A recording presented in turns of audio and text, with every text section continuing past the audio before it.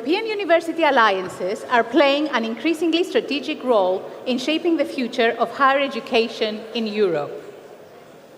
Within the Coimbra Group, we are proud to be actively involved in 8 of these alliances, which positions us at the forefront of educational and institutional innovation.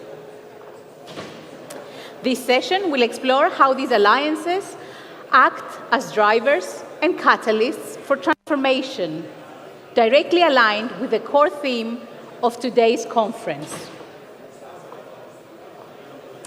Today, we are delighted to welcome to the stage Emmanuel Cardan, Director of the Coimbra Group Office and moderator of this session. Hello, Emmanuel. We would also like to welcome Dorothy Kelly, Professor of the University of Granada and Coordinator of the Arcus Alliance.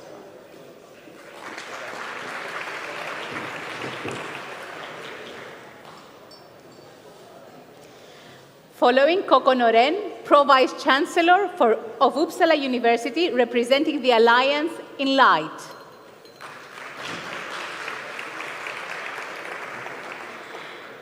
Joan Gardia, Rector of the University of Barcelona, representing the Alliance in Light.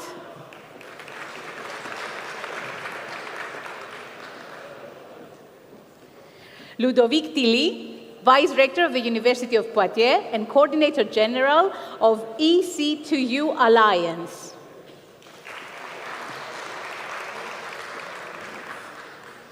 Graham Harrison, Professor of the University of Cologne and Managing Director of Eve Uniwell Alliance.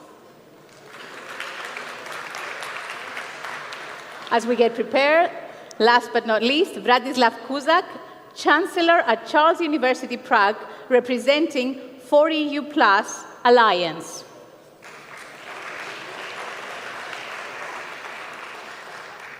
As our speakers are preparing with their microphones and everything, we will have the opportunity to watch a video of each alliance presenting what they have achieved and the challenges they face in this sphere, and then a brief debate will follow. It will take us a couple of minutes to prepare.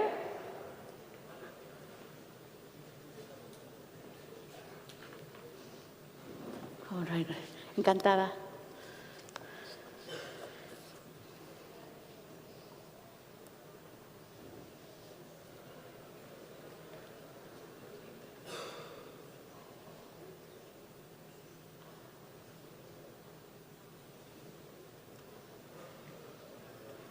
Hello, Graham.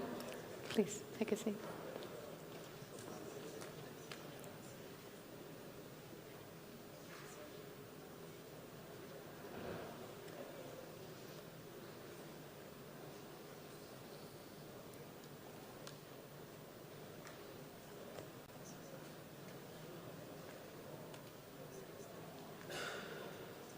Hello, Emmanuel. Welcome. Thank you. Thank you very much. The floor is yours.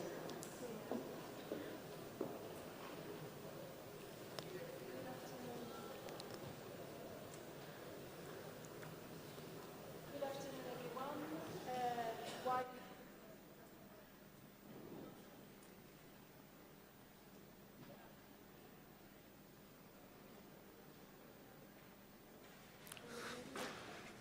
We'll be cozy. Let's try again. Can we have Emmanuel? Yes, try again, Emmanuel. Thank you. Yes, I think so. No? Can you try? Can you hear me? Yes. Oh. Yes. Yes. So good afternoon, everyone. I hope this session will energize you as much as the previous one, even if I think the bar was quite high. My name is Emmanuel Gardon. I'm the director of the Coimbra Group Brussels office. I wanted maybe to start saying that the executive board of the Coimbra Group has launched this annual open sessions on European University Alliances in 2020 with the idea to foster cross-fertilization across alliances, to promote also the achievements of alliances to the broader European higher education sector, to help identify challenges and to inform our policy recommendations. So today, our hosts from the University of Granada have proposed a little twist in the format of this session to make it maybe more dynamic, more interactive. And before introducing and giving the floor to the different speakers here on stage, you will watch some videos that the different alliances have recorded before the event. So please start preparing some questions for our guest on stage.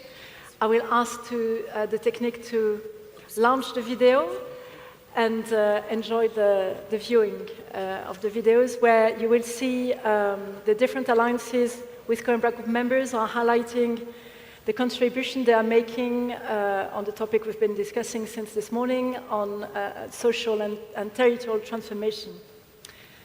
So we are now going to see the different videos. We have 5 videos, and they should soon be on the screen.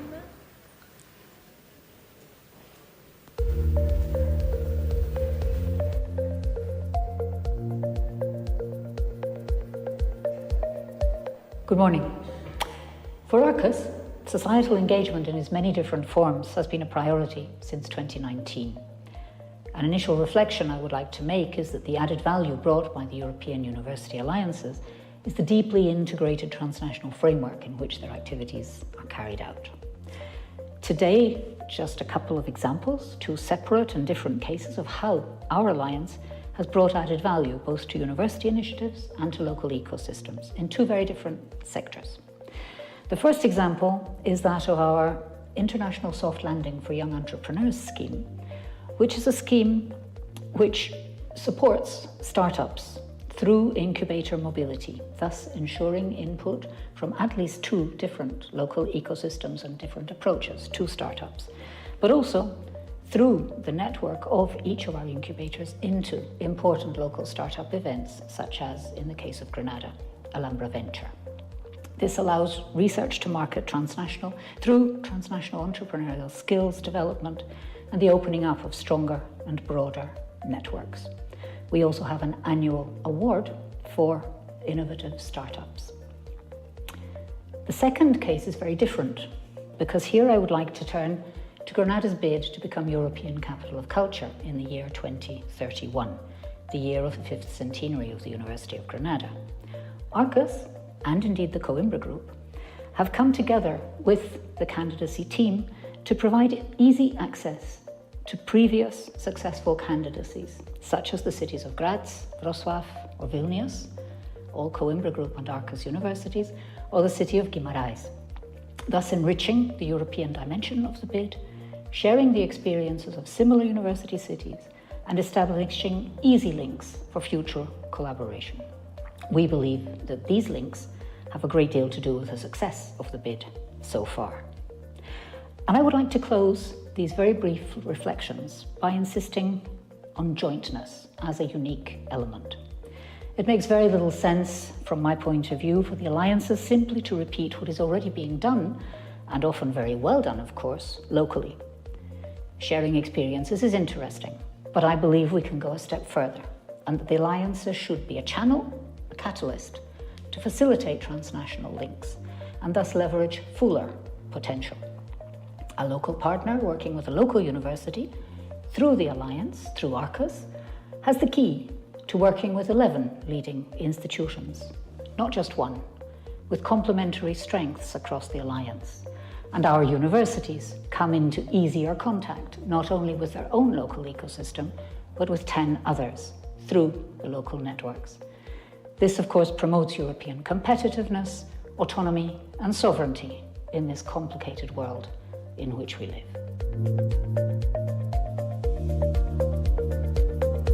Greetings from Enlight. Our support of collaboration between universities and local partners has shown how challenge-driven partnerships can develop groundbreaking education for students and offer organizations knowledge to tackle real-life challenges. I will introduce 3 of my colleagues who will present 3 examples of such collaboration. Thank you. The first example is Grow Up. At the heart of Enlight lies a commitment to challenge-based learning and impact-driven collaboration across borders. The Grow Up initiative is one of the examples of this approach in practice. The story started 2020 when Enlight brought together key actors to build a cross-border learning experience for bachelor and master students.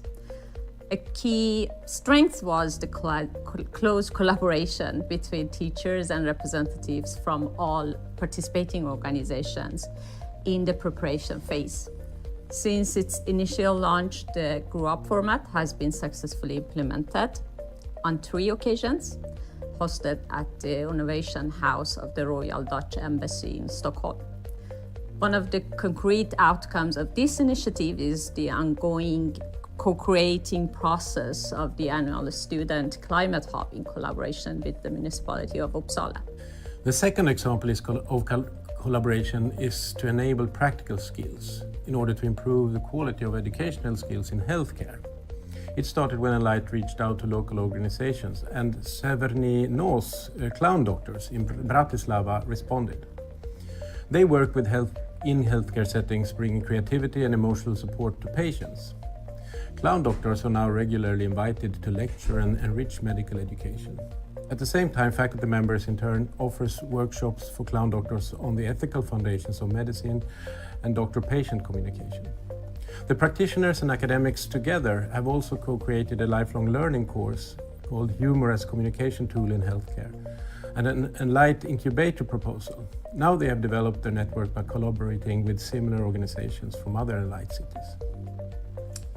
The third example is a strategic partnership between an Enlight university, Uppsala University, and local public authority, Region Gotland. Region Gotland joined Enlight as an associated partner and, together with the Alliance, has worked to identify key local challenges and thematic areas where there is a strong need for co-creation of knowledge, particularly in relation to regional development. The overall aim is to better understand how local decision makers and academics within a network such as Enlight can support the development of collaborative projects that address local challenges through education, skills development, and shared expertise. The activities highlight innovative approaches from game design programs and methods, as well as experience and knowledge from Enlight thematic networks and Erasmus Plus projects. These 3 stories show how Enlight is about long-term collaboration and trust building to empower our academics to co-create knowledge together with society. Thank you so much for your attention. Bye-bye. Molt bon dia a tothom. Buenos dias. Good morning to everyone.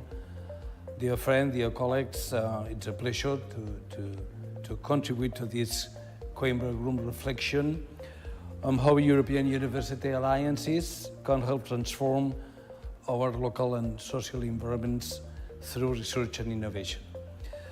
From the perspective of the University of Barcelona as coordinator of CharmU, our experience shows that the European alliances are not only instruments for cooperation between universities.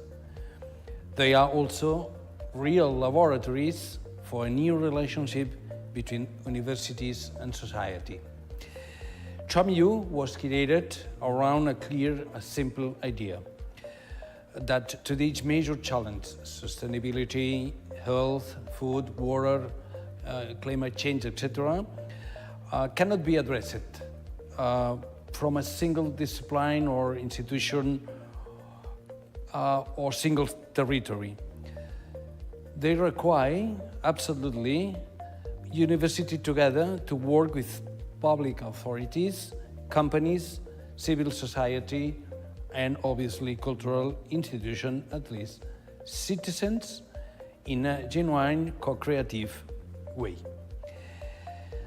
The most successful experience that we can to highlight today in relation to this idea is the results of our Master in Global Challenges for Sustainability. The academic initiative implied that our students are working in international and interdisciplinary teams but they do so in close contact with real interdisciplinary teams, including social actors. In the final phase of this program, our students address concrete sustainability challenges together with academic staff and external partners. These solutions imply the putting value, the knowledge transferred to the society. The same logic is also shaped with research and innovation through CharmU. A key example is the TORCH project. TORCH means transforming open research and innovation through Charm. This is a project funded by the European Union by Horizon 2020 and allow us to develop a common research and innovation agenda for the Alliance, based on responsible research and innovation, open science, citizen science, public engagement, and cooperation with non-academic actors. For us, territorial transformation is not only about local impact in one city or one specific region. It's about concerning local challenges with European capacities. Each university is rooted in its own territory, but through the Alliance we can compare experiences, mobilize complementarities, expertise, and develop solutions that are both relevant locally and European in ambition. We need alliances to become long-term structures for transformation, not only time-limited projects.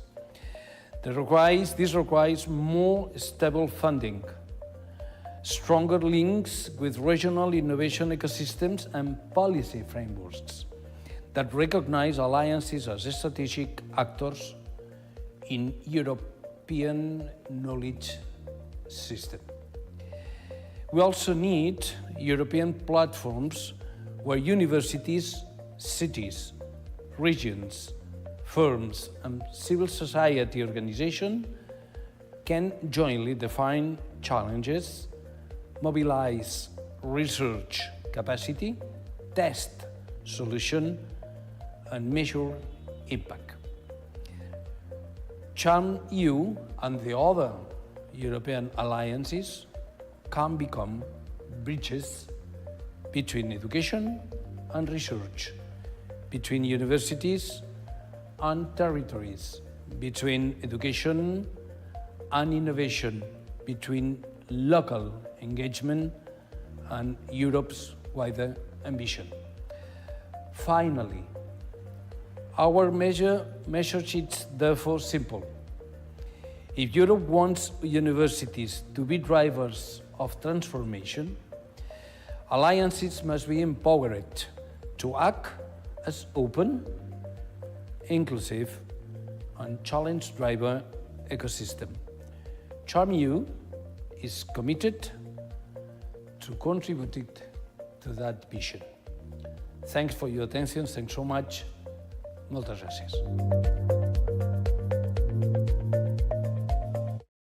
Okay.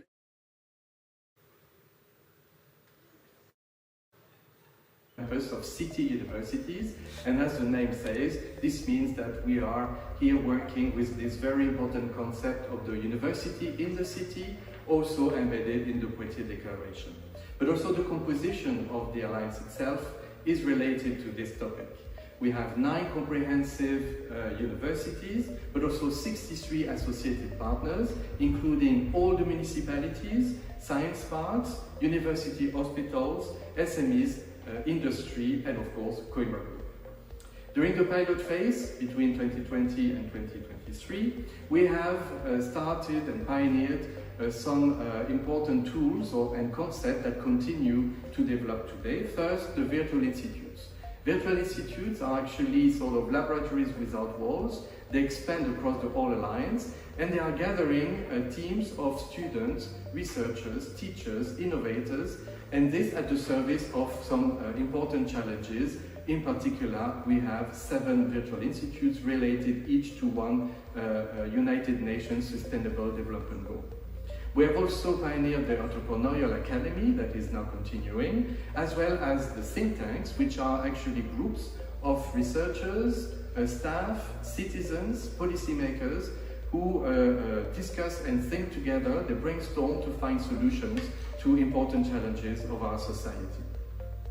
Also, with the support of the SWAF's RI4C2 project, Research and Innovation for Cities and Citizens, we have developed what we call the Network of Innovators, but as well citizen science tools, and developed Mechathon, where students are working together to find solutions to challenges that were given by actors from the private sector as well as some of our associated partners. Now, during the consolidation phase that started in 2023, we have also added what we call the EC2U Innovation Hub. That includes the Entrepreneurial Academy, but as well the Network of Innovators, and we make the bridge between academia and the private sector. This means that now we can consider that EC2U is a pan-European knowledge ecosystem that is both strengthening the local ecosystems, but also connecting all of them at the level of the entire alliance. So in a way, we have now 3 layers of cooperation. First, among EC2U universities, also between EC2 universities and associated partners. But more interestingly, now we have also cooperation among associated partners. For instance, municipalities are now all working together, submitting projects to EU programs, but also university hospitals and so on. So what we have created, and which is now really embodying this connection with the local ecosystem, are the virtual institutes, including living labs, the Innovation Hub, the think tanks, and the Mechathons.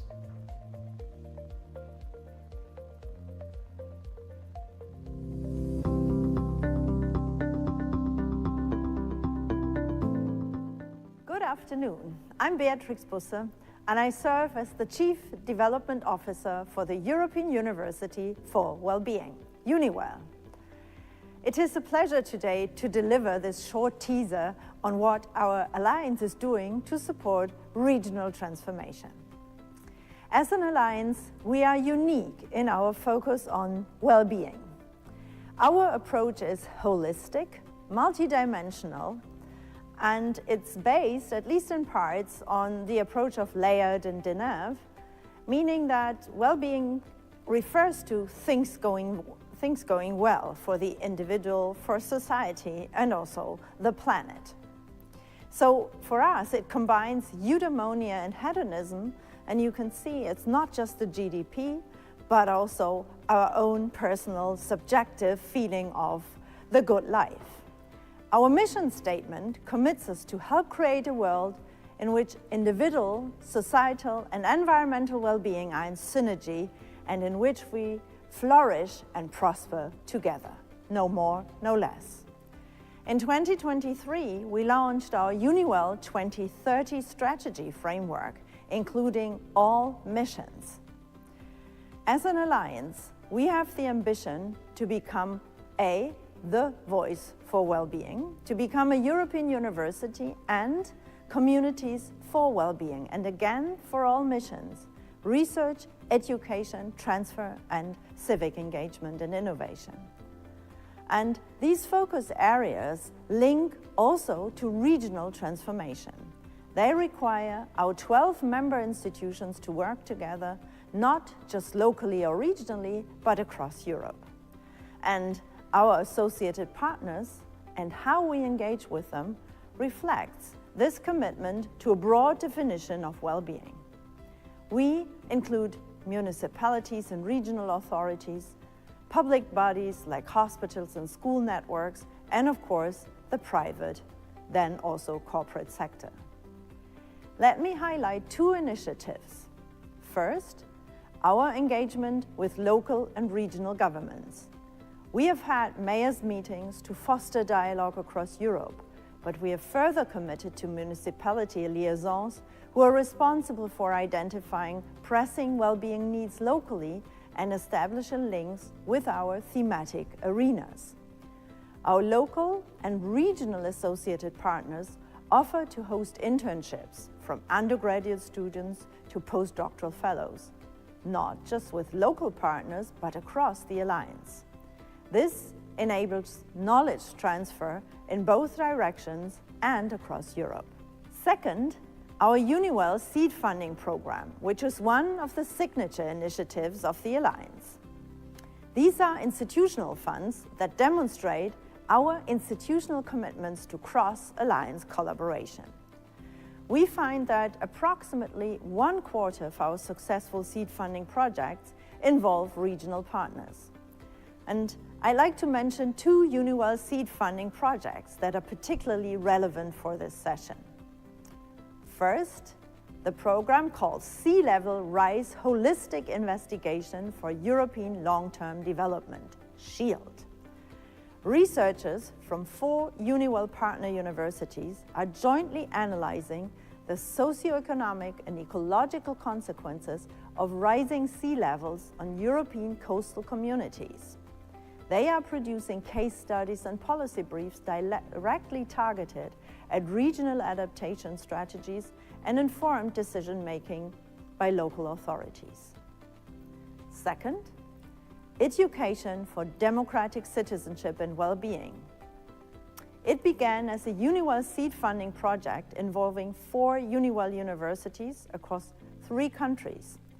It has since grown into a 300K program that earned competitive funding provided by the Swedish Institute.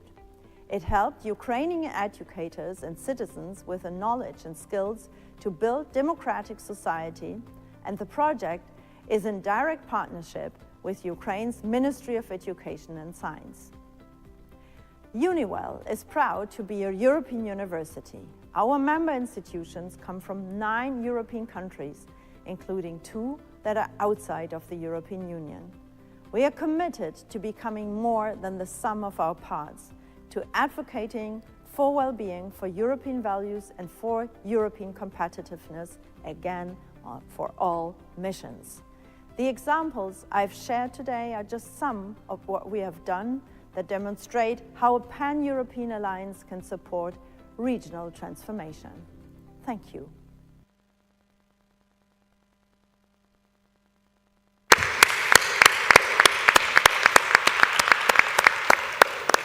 Thank you very much to those who've helped prepare these videos.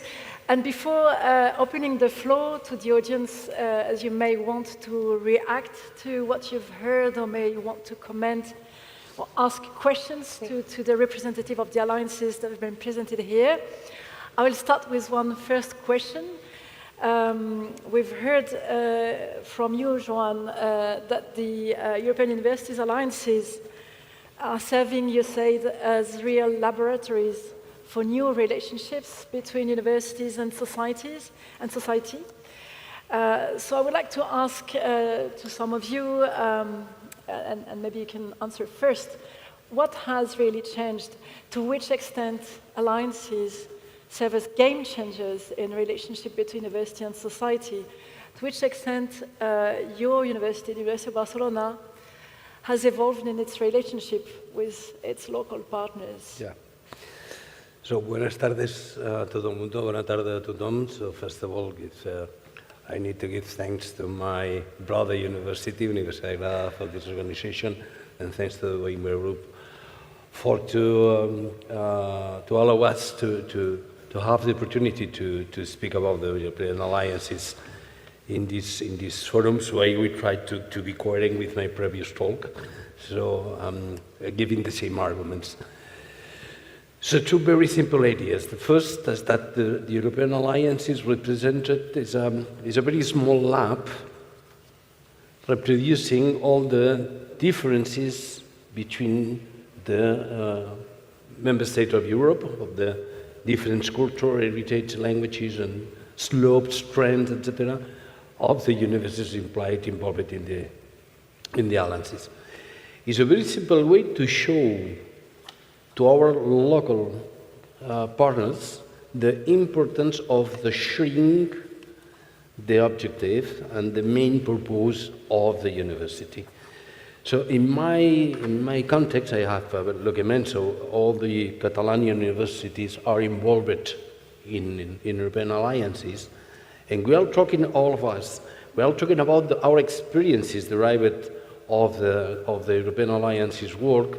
So we try to select some experiences to share with the rest of the Spanish system, to share with the other European system, including the economic market. So for instance, some conclusions of how we can to interpret the PhD problem between the universities involved in charm is a very interesting list of recommendations to our enterprise in order to recover the doctoral and the industrial PhD programs, the relationship between university and enterprise, etc. So the result of the 6 years of work in the European alliances implies a very simple idea. The European alliances is the one most successful activities derived from the idea of Europe, pushing, promoting the knowledge between the universities and the different university systems, and remember that the idea, the key idea of Europe, it's possible. Thank you. Let me then turn to you, Coco. What would you say for Uppsala University? What was the change between before Enlight and after Enlight in your relationship with local companies, local public authorities, civil society? And then I'll turn to you, Bratislav, so you can prepare. Can I just start by saying thank you so much for having me on the panel.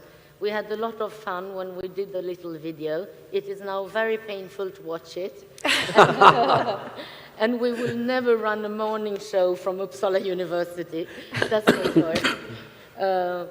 And I think one thing that we have learned is to reflect, even if we had done that before, on our relationship between academia and external stakeholders. And I think it's very important to be conscious and not just run after some prize or something initiated by the Commission or by our national politicians, but really see what can we do together that is beneficial for all parties.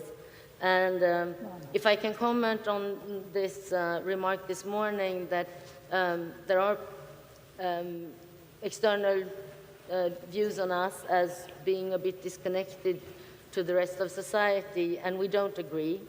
I think we are doing efforts, but we have also our own aims and goals that only academia can do and nobody else.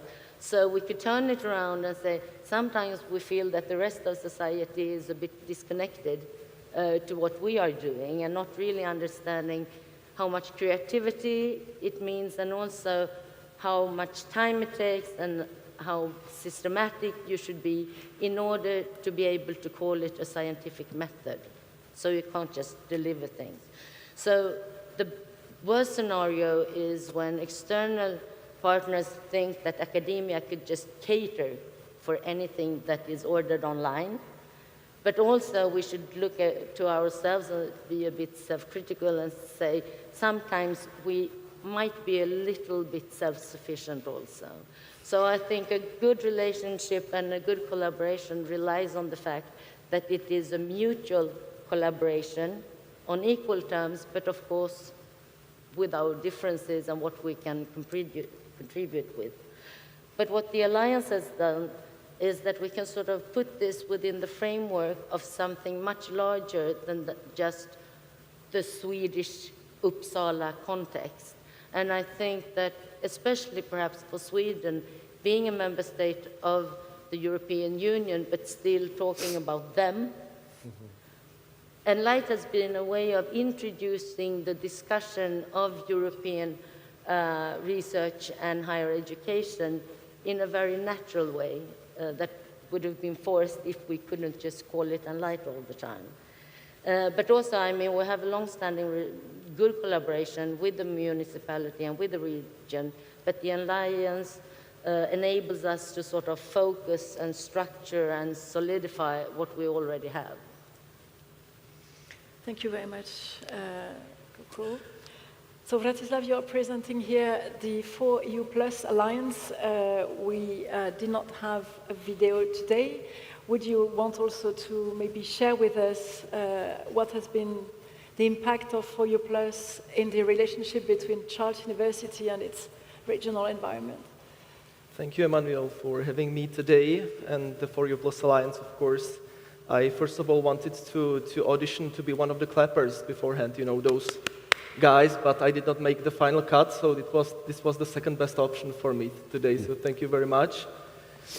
It keeps changing, the relationship, a lot with the municipalities of our alliance and all the big cities that we have there, because you know that most of our universities are in capital cities, but we also have some universities that, of course, have more buildings that are diversified across the country sometimes. So you could see a very, I would say, diverse scenarios sometimes between the capital cities and between the regional cities, so to say, even when talking about, you know, the NGOs, how they are tackling the topic of the alliances, and the municipalities themselves, what they consider to be the highest added value of the alliance itself.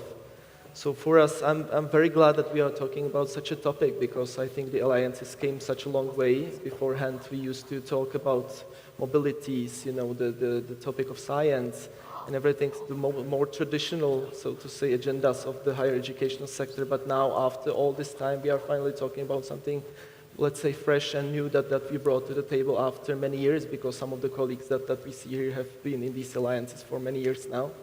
So it's the logical next step to really start talking about the general public and what the alliances can really bring to the table on that level. And I'm glad to say that we piloted the last year's, the first call of 4EU Plus Entrepreneurship Program, which was very interesting for us, because it actually forced us to start talking with the municipalities, to start talking with actually the NGOs, not on the baseline of the university itself, but as the whole alliance, as a body, which was for us eye-opening, because of course sometimes it's a harsh topic to bring the alliances even inside of the universities themselves. There are still people that are not used to it. There are still like academicians that don't know the exact details, what they should know by now, but we are already talking about the general public, which is also, of course, the next step. And I don't know about your countries, but in our country, the topic, for example, of communication of science, which is always the logical biggest like closing gap between the public and the higher education sector, that's a topic where we really, there is a long way before us, long way to go for us to really be on the level of some of our partners, like French universities and many others. But this one was completely different beast, because we used actually the road that was ahead of us, that was prepared from these talks about the communication of science. And we tried to push the idea of the alliances through the entrepreneurship programs, and how the scientific teams can actually do something for the general public, not only for the universities, not only for the science, but something really tangible that somebody can really see the exact definition of what the alliance can bring to the table. So we jump-started various projects talking about, for example, water crisis, talking about public transport, talking about really something that is meaningful for the audience that we pre-selected, which was really the common people, and it was very good. We are at the complete end. Next week will be the final conference of this pilot, so we are already like looking forward to the next phase in that regard. Thank you.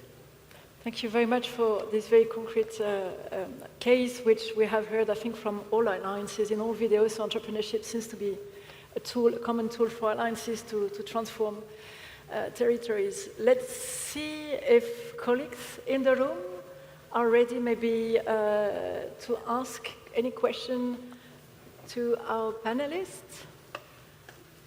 Not so easy for us with the lights to see if anyone is raising their hand. Anyone who would like to react to the videos and the different messages that have already been shared here? No. And while you are getting ready, then allow me Is there already someone? No. No, so allow me to then continue with a second question on my side. So there's, I guess, a common concern we all have when we think about alliances, which is that here in this room, we are all more or less experts about what alliances are, also the diversity of what they represent. But I think all alliances are confronted to the challenge of being visible outside campus and sometimes even within academic and student community. So this topic is, in the end, very connected. Topic of the social and territorial impact of alliances is also connected to this question of visibility of alliances beyond campuses. And then I will maybe turn to you, Dorothy, asking if you think that promoting some of the concrete examples we have heard from the different alliances on the impact they have on society, the impact they have on the territories, could help the broader public connect more with the alliances. Yes, well, first of all, again, thank you. Thank you for inviting me to join the panel. It's a very great pleasure. I share Coco's reaction to seeing myself in video. It's never pleasant from my point of view. Communication, I think we heard quite a lot this morning as well about communication. And I think a lot of this idea of disconnect and this idea is a communication issue, very, very clearly. I would also say that I do not agree that universities are disconnected from society. I think universities are part of society. And what we have to try to ensure when we communicate is that we all understand each other as different parts of society, and we all need to pull together. And I think one of the particular elements there is how we communicate. And just to come back to your question, so I think very often we communicate as institutions, we communicate as alliances, we communicate thinking of our perspective. And I think one of the things that perhaps we need to do as universities and as alliances is to learn to communicate from the perspective of those we are speaking to. So we need a great deal more empathy, a great deal more understanding of what they're interested in. They're not interested in our governance structures. They're not interested necessarily in our composition or our funding. They are interested in what we can do for them, what we have done for them. And I think it's that flip. Yeah, we flipped with the video. I think there's a flip there in communication that we also need to undertake. Thank you. Yep. Please, spontaneously. Is it okay? Yes, jump in. I've been also thinking about this question of communication and visibility of the alliances, and I would like to zoom out and put it into perspective. We here are representing very old universities, most of us. Yeah. So let's say that, for example, some of our universities are older than 500 years and some a couple of hundred years. So it took us several centuries to sort of establish our authority, establish trust for what we are doing. And now in 10 years, we want to communicate European universities. Yep. And I think that it's not, I mean, before the question of communication, there is the question of relevance. Mm. When we can deliver and when we can sort of be relevant to society in a way that they understand why we are relevant, then it's easy to communicate. But I mean, in 10 years, these things take time. It's too soon. Yeah. So I don't think that if the 200 inhabitants of Uppsala don't know what Enlight is, I don't see that as a failure. Mm. Absolutely.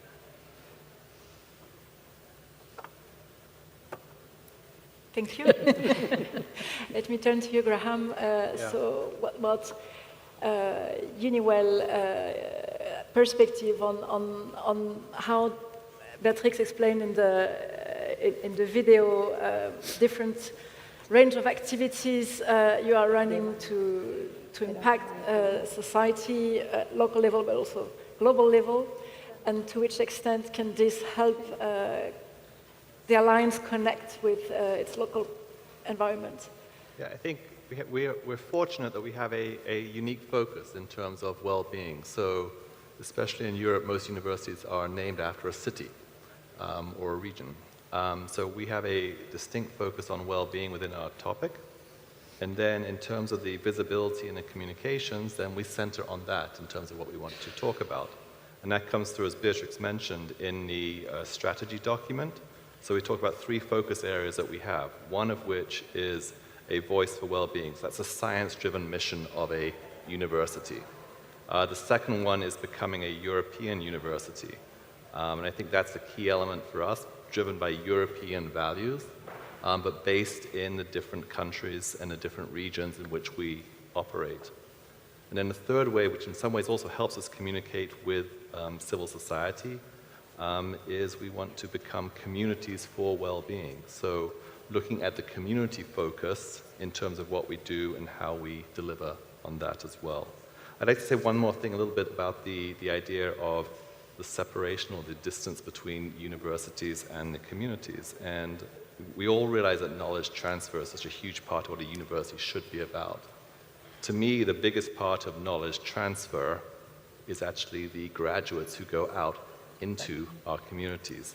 We don't always think about them, and we don't think about them in making that connection between university and city or region. But they're absolutely essential, I think, to that.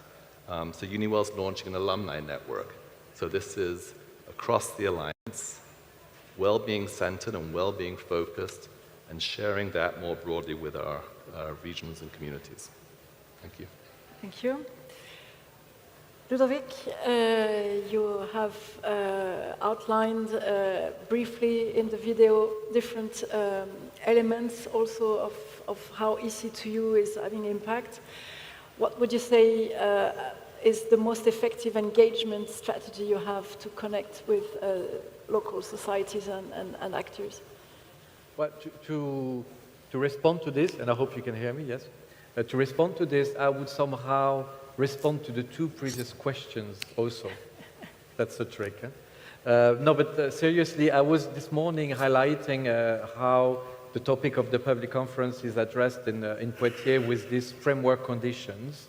And actually, I have to say that when I look back at the way it developed in time, it happened that this very now existing structure between the university and the municipality, this multi-annual scheme, coincided with the moment where we were actually building the start of the alliance, where the university is a full partner and the municipality is an associated partner. And not only we have aligned, let's say, our local priorities, the 3 SDGs I was mentioning, but then this Europeanization dimension came at the same time. And actually, then it was immediately embedded in the framework condition. So somehow now, for us and for them, if I say this, EC2U is actually a tool, and this has made a great change in the way also we interact with the municipality. And the second question, which will, or my response to the second question of some concrete examples around how can we have the Alliance also be identified by the citizens, by everyone outside the university, is actually what the municipality did with the Alliance. A concrete example is what they call in Poitiers the défi EC2U, so the EC2U challenge. And from the very beginning of the Alliance, every year they are launching a call to young people who do not, they must not be students from the university, so young people who are outside of the academia, and they apply to get a grant by small groups, to get a grant to travel with green means, green transportation from Poitiers to another EC2U municipality. So the first year was Poitiers, Coimbra, second year Poitiers, Salamanca, Poitiers, Pavia, Poitiers, Linz. We will have now Poitiers, Turku, etc., etc. And this is actually becoming, this is making the Alliance concrete. Because not only the young people hear about it, but they see actually the municipality providing for them a unique opportunity to travel in Europe without making too much impact. and they are hosted at the end of the travel. They are welcomed by the municipality, a small group of young people, which for them is absolutely something they would never think about. And this alliance, trust-based relationship enables this. So this is making the alliance and Europe overall a reality for those young ones who are far from the university, and Europe for them is just administrative blah blah. Very interesting initiative, thank you. Are there now some comments or reactions to what has been already discussed? Yes, there is someone here on the third row. Third one, yeah, in white. Thank you very much.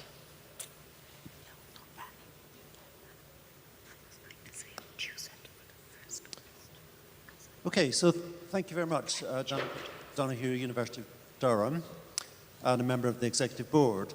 I was reflecting back a little bit about what we were hearing earlier about innovation and some of the challenges and startups, and the fact that perhaps the majority of innovation fails, and we actually learn from failure. Now, are you really telling us that none of your initiatives failed?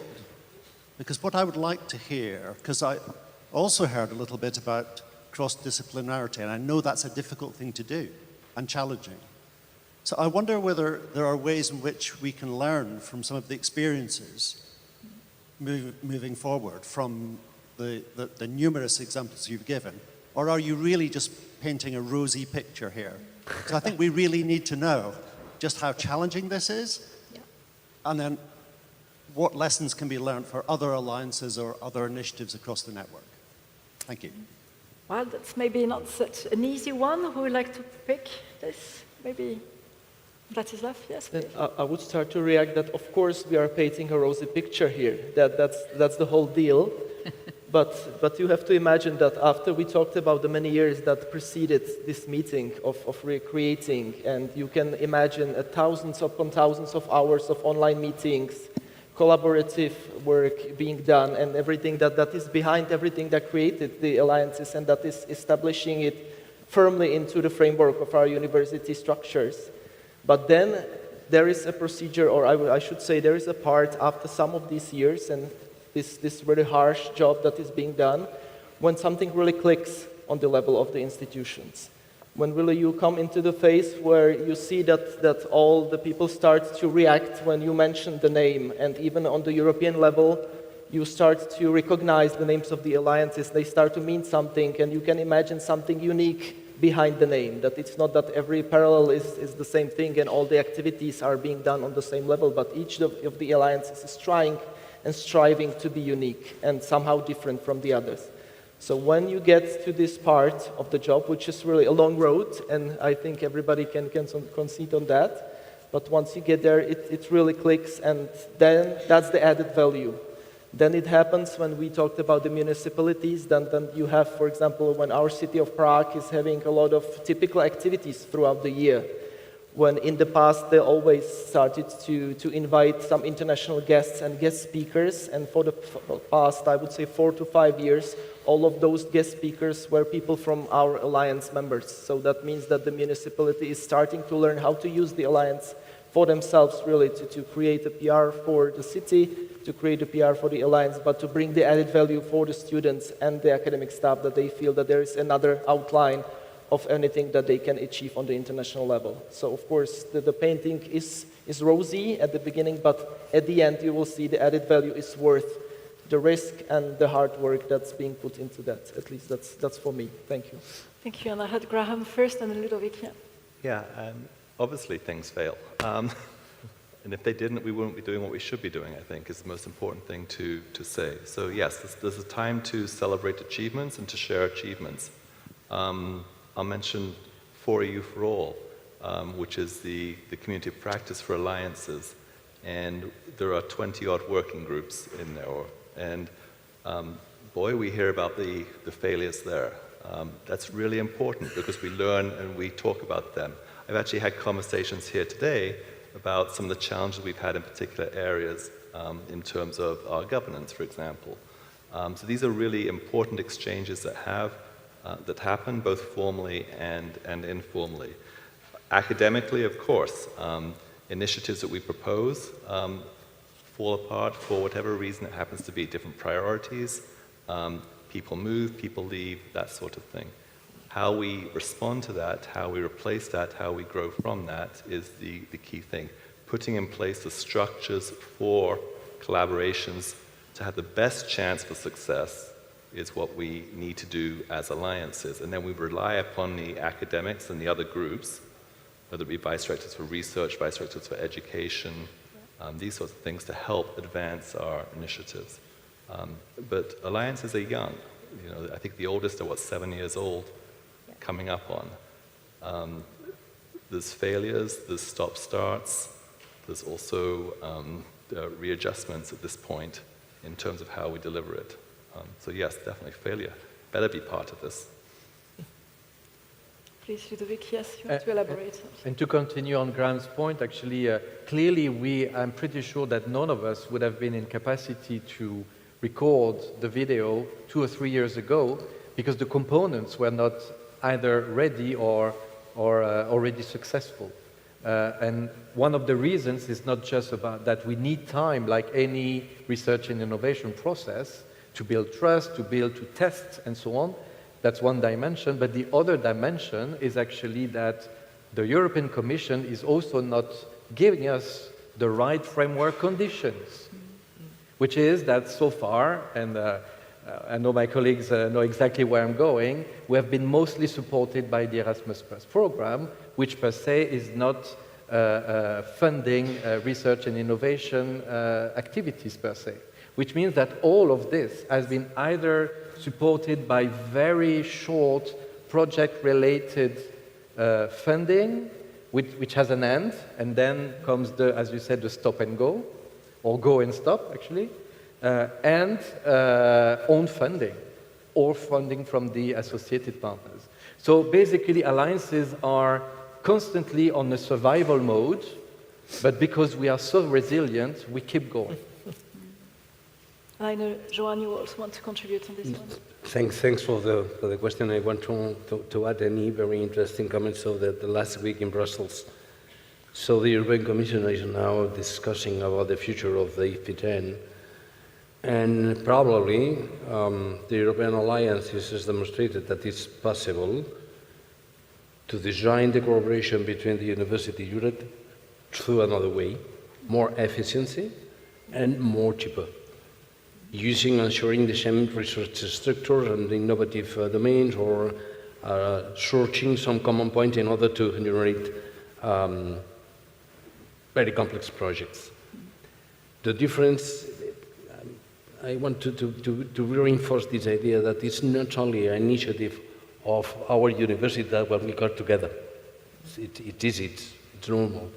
So now we try to push this idea to the institutional structure of Europe.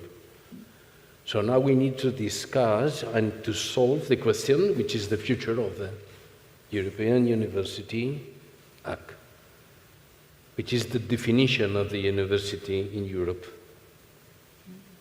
And this is a very important question.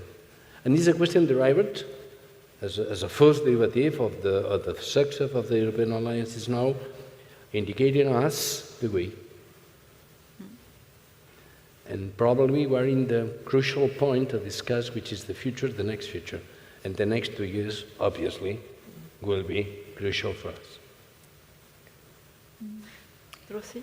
Just very, very briefly, I think Danny has really put his finger on something that it is very, very important to recognize.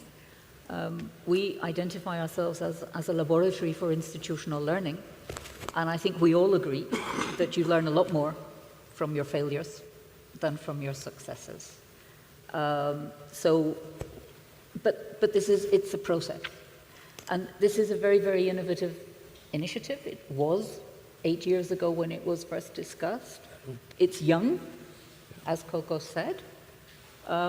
We're learning by doing, and we are learning by doing in a very complex environment where the structure, the framework, the facilitating framework that Ludovic was talking about is not the most appropriate for what we are being asked to do. So I think that while universities and alliances need to learn from their failures, I think it is also true that the institutions who have launched the initiative need to learn also from what has not worked, what is manifestly not working, in order to grow together, improve together, and move forward together. I think that's absolutely key to the future of the initiative. Very good. And then, Kokuyo. Yes, I would like to say, as Ludovic, I'm surprised it works. I mean, I'm part of Enlight, and I think it does well. I mean, if you look at what kind of conditions we started with, everything that we generally are quite reluctant to, it was politically initiated. It was a top-down initiative from university leadership. Mm-hmm. It was underfunded, terribly underfunded. It is living under the constraints of 10 or more national legislations. And often, on top of that, we put interdisciplinarity.